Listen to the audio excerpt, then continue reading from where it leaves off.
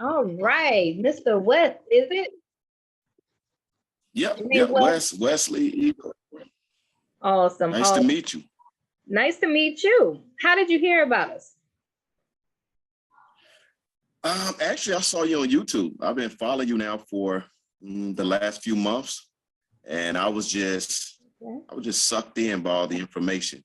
I enjoyed what I was hearing, and I thought it was very informational, and that's what started my, venture to reach out to you. Awesome. Okay, great. Well, I'm here to answer any questions that you have. I know you sent me a whole list of questions because I was actually going to do a webinar around the time when the storm was happening. I don't know why I decided to do it around that time. It's the worst time to do a webinar. But now is your chance to ask me whatever questions you want to ask. I'm all ears. Yeah, well, I had a chance to listen to your course, which I thought was brilliant. It was a lot of information that I wanted to hear. It answered a lot of my questions, but it also led to, breeding more questions to ask. I'll probably have a few questions, but probably more than anything, I realized that there's levels to the cleaning game. Oh yeah. So my initial thought was to actually go into the residential to kind of propel myself into the commercial and understanding kind of what are the levels in the business, or what's the best approach to the business when you have very little to add to the business, to put in, to invest, but you want to take your hard work and put it behind a brand. Okay. So there are several levels that you go through, right? And you're saying that you want to start off with residential, right? And you're saying with very little, right? You don't have much, you know what I'm saying? So I'm surprised that you want to do residential. Can I ask you why you decided to go the residential route instead of doing the commercial? Because I know a lot of my guys, they like to do commercial. I know, and that's something I've been kind of toying with. I guess the reality is I was a maintenance tech and a supervisor at an apartment complex. So part of the reason is I want to jump into the apartments. Okay. But the caveat to that is you got to wait some time for the net 30s and I've seen a lot of the paperwork being pushed across my table, and some things weren't always paid in a timely manner. Yes. So is this what you're talking about as far as the levels and the stuff that you'll go through on that journey? Okay. All right. Yes. So when you say residential, you mean move in, move outs, right? Correct. Okay. So it's levels to it. I need clarification because some people do residential and they go inside people's homes and clean. And then you got the move in, move outs that you do where nobody's in there. You know about it because you're a maintenance guy, right? And that's even better because you know the inside of, the job. You know what I mean? You're on the inside.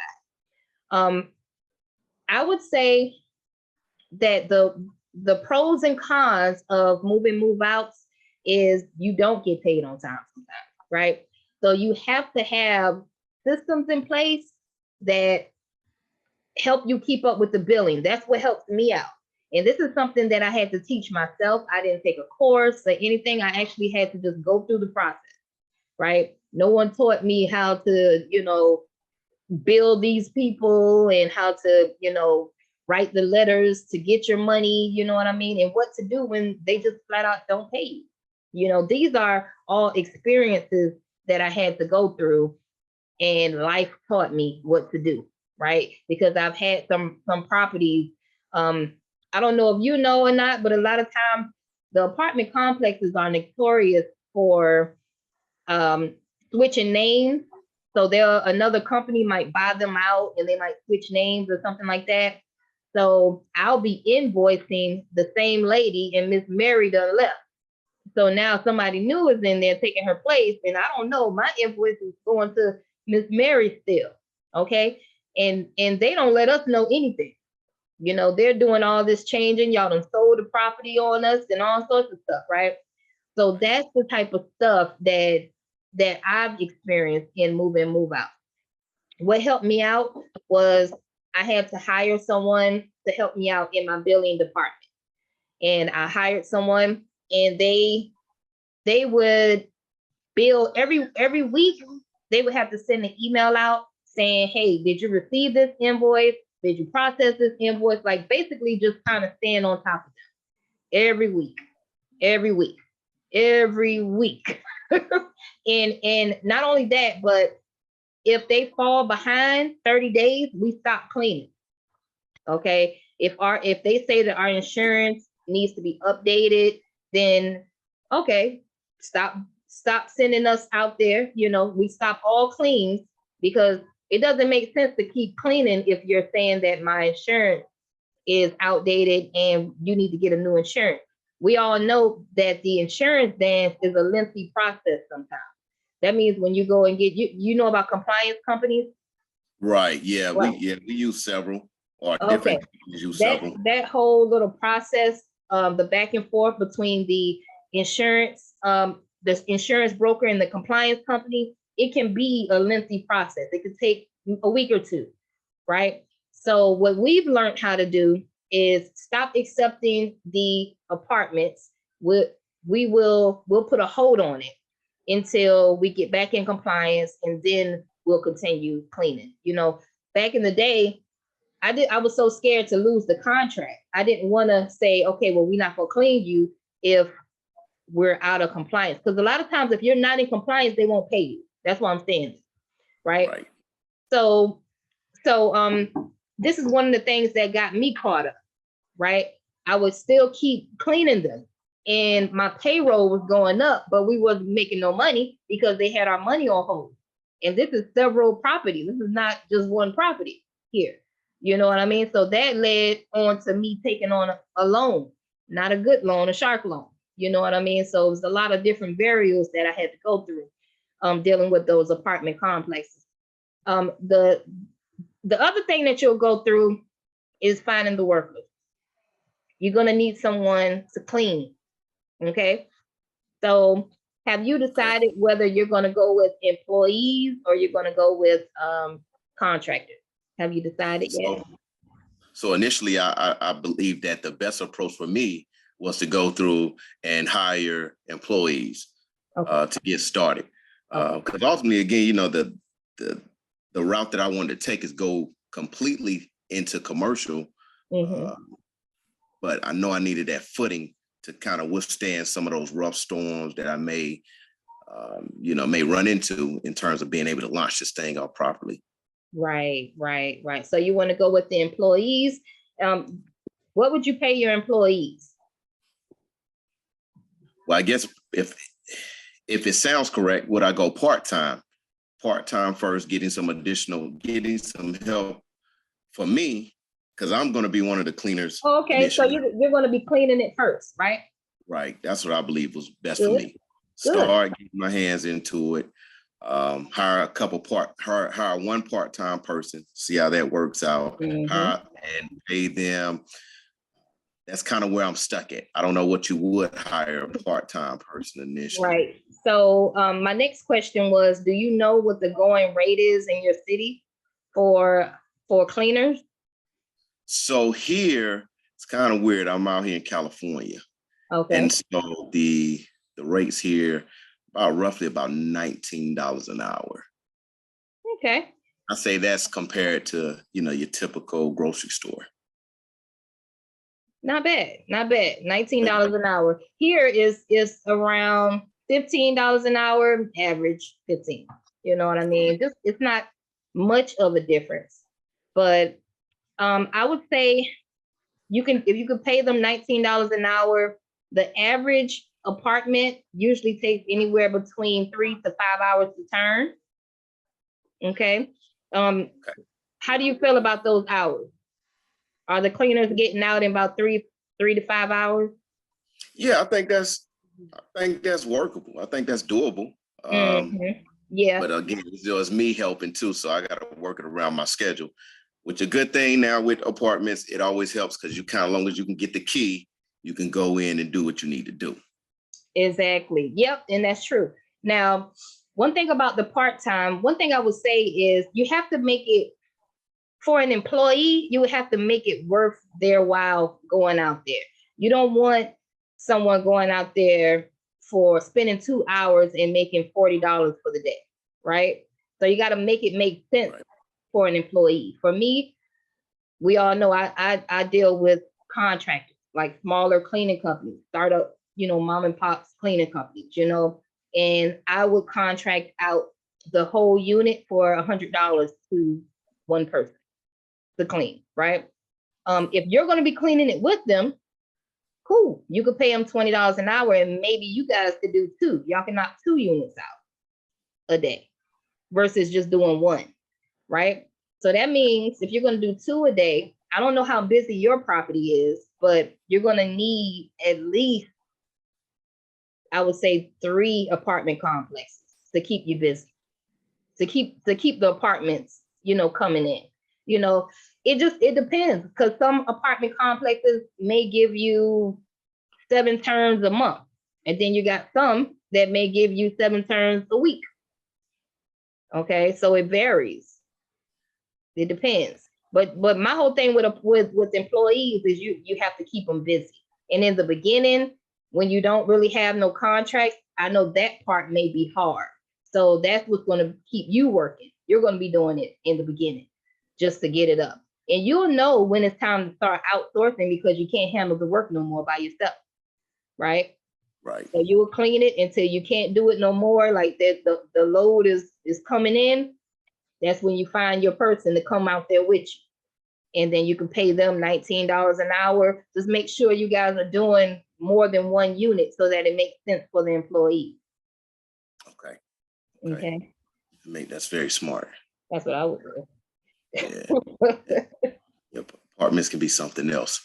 Oh yeah. It can be crazy, and you know that you can upcharge for nastier apartment. If you go in roach infested, if you got that course, then I have my actual service agreement in there. And it states, if this apartment has roaches, rats, feces, blood, anything out of the norm, we don't handle that. We ask them to ask their maintenance guys to take care of whatever it is, like remove it, and then we'll come in and clean. Okay. I do it like that because a lot of times your employees, they're not going to clean that. That's biohazard. Like they're not going to want to deal with that. Okay. They'll let you if you allow it. Yeah. Yeah.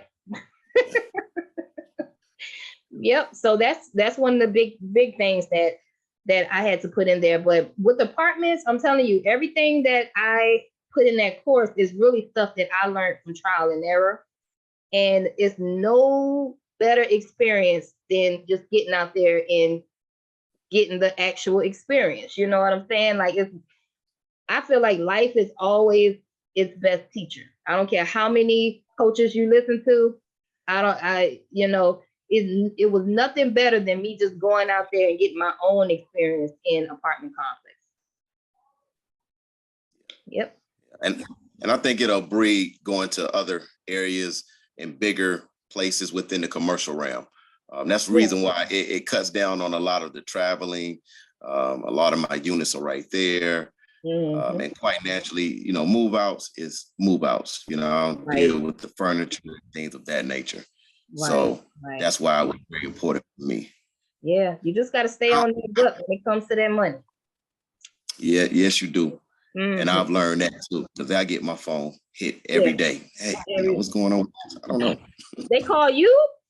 Yeah, they call me. Because one of my roles as the maintenance supervisor is I have to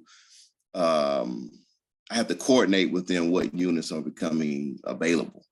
Oh, so that I do the scheduling for them. Right.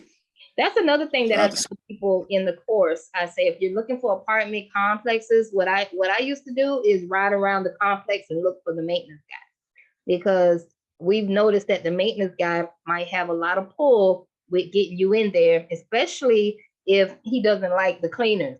You know what I mean?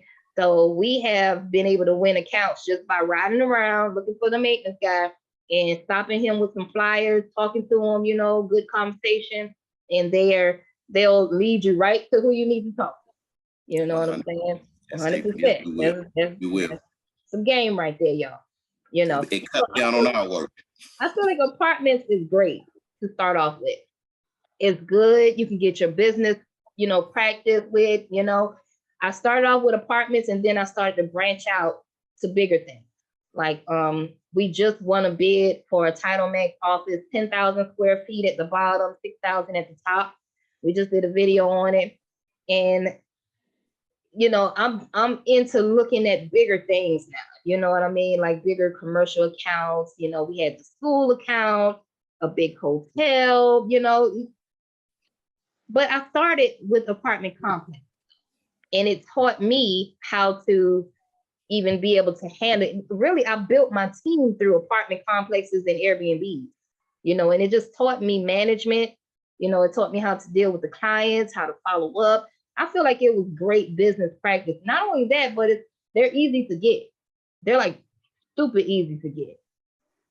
You know, so if anybody's interested in jumping into this field, apartments it's easy to get. They're a pain in the ass to deal with. Yeah, I'm not gonna make it seem no smooth. It could be a pain sometimes, but it wasn't until like really this year right here was my smoothest year with all of my accounts, really. And it's all because we put systems in place, and I started to back away from all of the tedious stuff that I was doing, all the phone calls, all the complaints. Started to back away from that stuff and put systems in place. That's what helped me out. Awesome. So how do you think, how are you able to keep a load of people to hire on a regular basis? Is there like a online source, or are you partnering with people in order to keep a revenue of people in when someone calls out or someone can't attend to take care of a cleaning? How does that work for you? Oh, okay. So, you know what really helped for me is this building a team, it does not happen overnight. Okay. So it took me a while. Just like I told you, this has been my smoothest year. It's because I build a team of A players.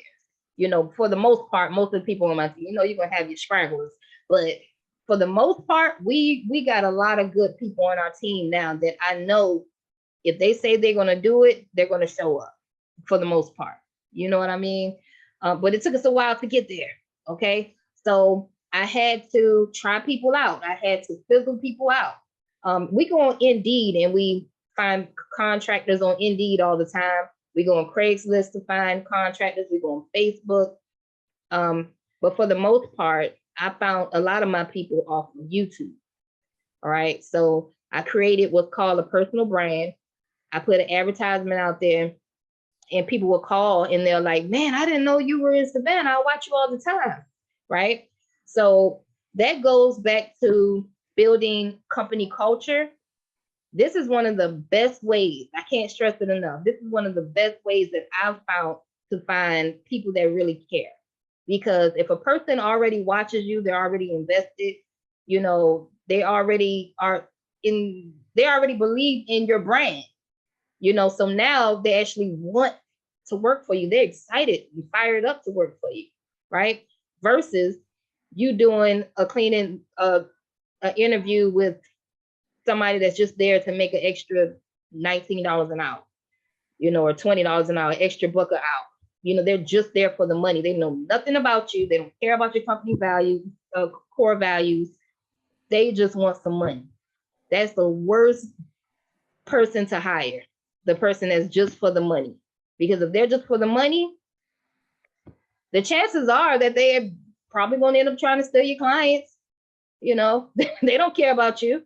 You know what I mean? The chances are that the next person that has a job that's paying $1 more, they're going to leave you for them because they don't care about you. You know what I'm saying? They're only there for $1. They're only there for the money. So this is something else that I had to learn because I ran through hundreds of people. I'm talking hundreds of people. Since I started in 2018, it wasn't easy building a team. You know, people don't care. They do not care. They will go out there and slop those apartments up and expect you to pay them for them and expect you to give them some money and let you not give them money for it. You know, it was crazy, you know, but how we got our people, Craigslist, Indeed, you know, I would every week we need to have an ad going out trying to bring people in. And I have an assistant that handles my recruiting. Okay, so I actually have a website. So when you go on the website and you fill out the vendor application, that goes to somebody on the back end. Okay, so my person on the back end will get all the information in, and then the onboarding process will start. You know, if we want to hire them, they'll go through a whole system. Like I said, it's a system that you have to put together, right? But that's what I did. That's what worked for me, you know. But company core value, like you have to ask yourself, why are people going to work for your business? Why are they going to work for West? What West got going on me? You know what I mean? So these are things you got to ask yourself for real, because it differentiates you from the rest, from the other people. And I don't know another cleaning company in my city that's on YouTube. Maybe you should get on YouTube. You know what I mean? A lot of people be sleeping on that, but you know, put yourself out there, tell your story. We talk about it all the time, but we know the mass majority, they just not going to do it. So if you ain't going to do it, you got to do something. You got to do something to stick out there. And I mean, you got to be the unicorn. You know what you going to do? You know what I'm saying? This your baby, this your business, this your brand. How are you going to stand out? Yeah. Okay, so that's the things that we did to stand out. I got a podcast station. I started Tenacity Academy. We got this YouTube going. You know, we're trying to stand out, and we're really trying to help people on our journey. So that's the culture that we created for our people, and that's how we attract our people. And I respect that, because I see that you are a very authentic person, and it shows. It actually, you know, it illustrates itself through this video. So, you know, I commend you on that. I appreciate it. Appreciate it. I guess so. You know, I got really like one real major question. Okay. And you know, this, I'm gonna take you back to your beginning days, if you can kind of help me out with this. Okay. When you first started, how did you pay yourself? How did you allocate money for your operations, your expenses, equipment, things of that nature? How did that work? You want me to tell you the truth, or I could give you a beautiful lie? No, I want you to get to me all the way 100. Okay. So when I first started out, I didn't know anything about none of that stuff you're talking about, you know, putting money to the side for operational expenses and getting a business bank account for savings and all that stuff. In the beginning, I really couldn't afford to. You know, I actually just got off a call with somebody that was asking the same question, but I really couldn't. I could not afford to. If me and my kids, I told you, if you know the story, I started cleaning with my kids. And when I started out, I didn't even have business insurance. I hate to say, but we were doing residential houses. I would put ads up on Craigslist, and people would call my house and my phone. And me and my kids would go out there and we would make that money to pay the bills, because we had to pay bills. That's what we had to do in the beginning. I didn't start implementing the whole, you know, pay yourself 30% and 30% go inside your business savings account. The other 40% usually goes to my operational. I didn't even implement that until like maybe my second year of business. You know, I was going through a lot of them during my first year of business, and the second year wasn't all that either. But I started implementing that when I had the revenue to do that. You understand what I'm saying? Because when you're building a team, sometimes it's hard to take all of your money and put it in the freaking savings account when the lights are due and the car notes due and You know, you need rent to be paid, and I'm the only provider here for 5 kids, just to be truthfully honest with you. So I spent the money on my family. That's what I did in the beginning. I don't know if that's the best advice to give nobody, but it's just the That's honest real. truth. It's just the truth. You know what I mean? That's what I did. I don't advise you to keep doing that, of course, but I had to do something to get the ball going. You know what I mean? And I didn't want to keep working a job. I was working a job at one point, and then my patient passed away. By the time my patient passed away, because I was working overnight, I was a caregiver at one point. But by the time I lost my patient, I was growing enough in my business to walk on my own 2 feet, but through the grace of God. Okay. Yeah. And I just started my business. I didn't look back. I didn't have another job since then. You know what I mean? Right. So, but in the beginning, just to answer your question, I spent the money. I spent the money on my family in the beginning until I could do better. Okay, until I can grow my company. And the only way you're going to start growing is if you outsource. So you got to find some good people on your team. You got to build a team. That's the only way. That's the only way. So when you start to outsource and you start to save your time a little bit more, because time is more valuable than money, you got to learn how to back away and save your time. So that's one of the things that I had to learn how to do. Like, stop going out there and do all the work, hire somebody else to do the work, step back, manage. Learn how to just manage this whole thing. Manage. So, it's tiers to it. The tiers are, you're going to clean first, because I clean first, right? And it's good to clean first because you learn customer service and you learn how to clean properly, right? Because you got to learn how to do the job yourself, because how you going to train somebody? That's just what I say. How you going to train somebody else to do it? I think that if you're in the cleaning industry, it's best business practice to get your hands a little dirty. That's just what I say. And especially if you don't have the money right now, you need to clean. If you ain't got the money, you need to just go ahead and do the work. Now, I bet you if you're a maintenance guy, you'll make more money cleaning apartments with your own business than they paying you to be the maintenance guy. Okay. That's why I was like, I got to get into this business. I can't tell you that. You can get you a few apartments and just clean them apartments. I'd rather you do that, than be the maintenance guy. You'll make way more money. Now, it ain't easy, but you can get the key, right? And you can clean at your own pace. Now you don't have nobody hovering over you, asking you why this ain't get done, and why, the complaints, and they be running y'all ratchet. I know. They run the maintenance guy ratchet. Okay. And sometimes they be these big apartment complexes, and y'all I don't know how they have only 2 maintenance guys sometimes in these apartment complexes. I'm like, what the hell? Yeah, I'm at a 400 unit. I manage a 400 unit apartment and 3 people. That's crazy. I never understood that. But you would make way more money, honey, if you was doing it just clean apartments and be a vendor for them. You know what I mean? Because you changed the game. Now you're not an employee no more. Now you're a business owner, so the rules change. Now you're 1099. Now, if they owe you a $2,000 check, you get $2,000. No taxes comes out, right away. When you're an employee, right, they take your money before you even see it. But when you're a business owner, you get paid first.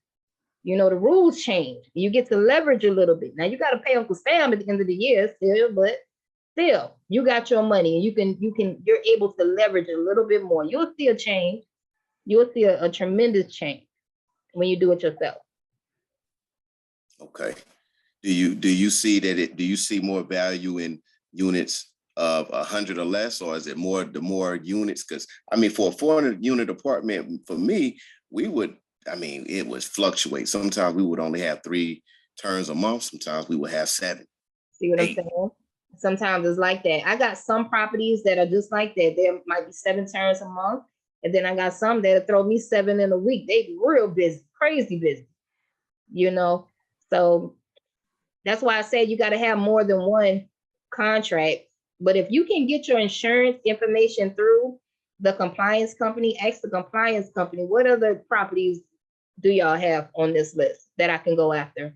Okay, since I have to pay all this insurance limits now, who else can I go after? You know what I'm saying? So then after you win one contract, you go after all of their brother sister properties. They might have 7 or 8 brother sister properties you can just go after because you already got the insurance now. So now you're already one step ahead of everybody else. They got to go through the insurance process. You know? Okay. Yep. Yeah, that's what I would do if I was you. I'm telling you. Yeah, I see I'm out of maintenance. Maybe I'm working on brother. I say, nah, I can't keep doing it like this. If you're gonna do all that work, you might as well just chill inside the apartment and clean the apartment. It's not like you don't know. Do you inspect the apartments after the cleaners? I do. I'm the ones who gotta hire them, fire them. I schedule them. I make sure quality control is up to par. Right. Naturally, I got to go and find another one if that one doesn't work out. So, man, you don't know you don't know your worth, man. They working you like crazy, got you doing 2 or 3 jobs. yeah. That's why my time is running up. I'm about to have another child, and like right now, for me, I'm one of them guys. I'm always gonna take care of my family. If it comes to whatever I got to do, if they don't see me, it's more about me providing for them and taking care of them more than anything. And in this case, the money I'm making today won't allow that to happen. Right. So I got to strap my boots and, get out here in these streets and do what I got to do. Right. That's what you do. So that's what I would do if I was you. Just work for yourself. I tell people that all the time, man. Stop going out there looking for applications. Go be a vendor for somebody. Start a business, work for yourself, and just be a vendor for one of these apartment complexes. You could make more than being a housekeeper. But people don't know that. All they know is I'm gonna go fill out another application, get another crappy job. Like that job stuff is dead. Like don't nobody want no job. I'm telling you, don't nobody want no job. You gotta work for yourself. You make way more money. Let's say it.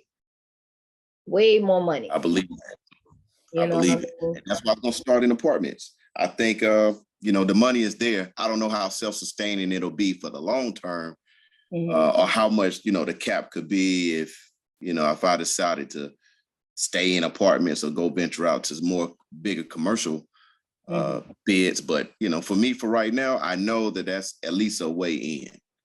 I think you should start at apartments because you're already familiar. You're already familiar with the compliance. You deal with the compliance. You're already familiar with quality control and how to inspect them. So I feel like it's perfect to start right there. And do you know what the going rate is in California? So just based on my previous cleaners that were cleaning for us, I mean, it ranged from about $150 to $200 a unit. I don't know if that's California?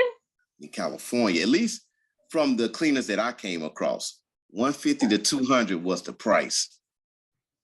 And so what they would do is they'll add a little extra on top of whatever if it was too dirty.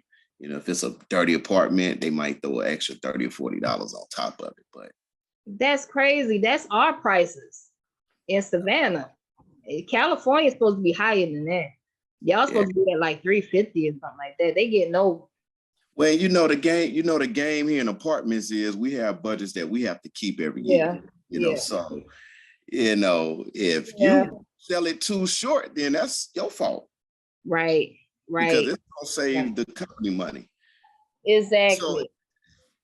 It's not like they're gonna tell you. It ain't like they're gonna be like, can you put over there? It ain't like the apartment complex gonna tell you that you bid too low. Right.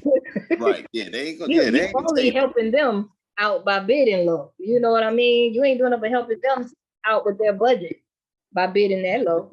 Right. Not in Cali, because I've mentored a few people in California, and man, them prices is high. Y'all prices high in California.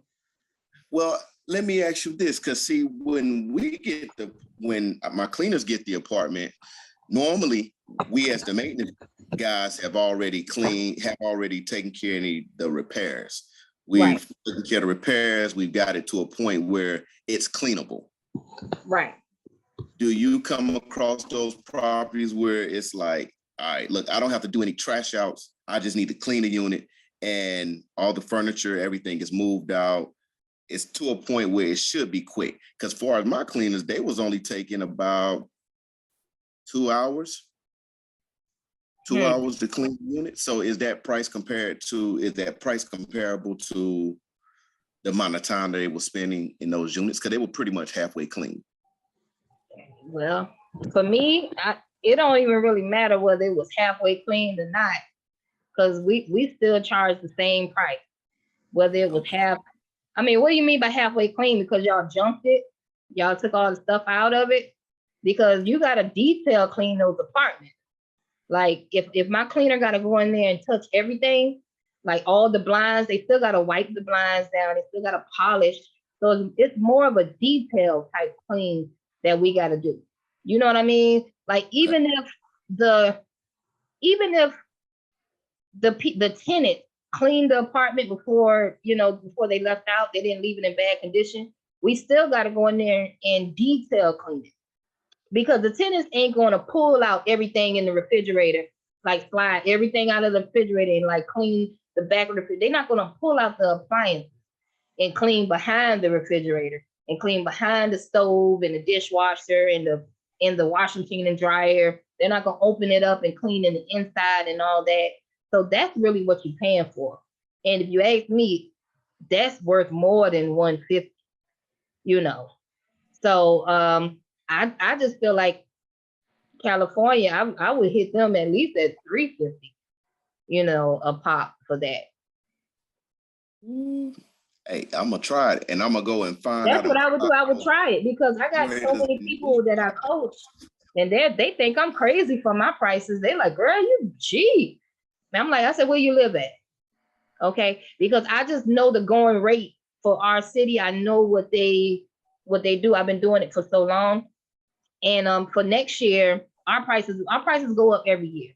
So next year we'll be at $230 per term. You know what I'm saying? For the most part. For the 1 bedrooms, we'll probably do $180. But for the most part, it's gonna be $230, $250, $230 and up per term. You know what I mean? So that's where you need to be at. Because apartment complexes, it's hard.